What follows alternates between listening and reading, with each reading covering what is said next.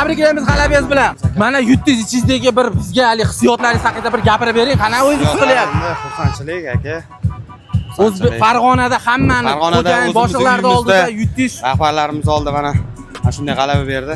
lekin ikkita kuchli udar o'tkazib yubordingiz. Bunda sizning planingiz o'zgarib ketdimi yoki? Yo'q, o'zgargan yo'q. Stoyshik bola edi. Kurashga tayyorlangandik mana ukalarim bilan birga kurash o'zi plan shu edi o'zi. Planimiz shu edi. Mirzatilla, mana shunchalik trenirovka qildingiz. Yutuq haqida siz hozir qana o'zingiz his qilyapsiz? Men to'g'risi hozir bunga katta mehnat qilgan Muhammad bor. Muhammad bor bugun kela olmadi, sabab ko'ra. U ham mehnati o'zim ham juda xursandman.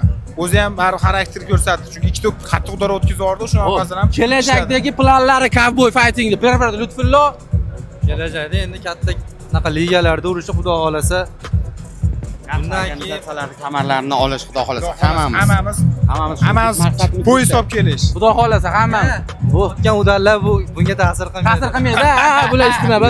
Cowboy Siva muxlislarga kelishsin, mana shunaqa musobaqalarda balet qilishsin. Biz bundanda yana ham yaxshi natijalar ko'rsatishda davom etamiz, harakat qilamiz.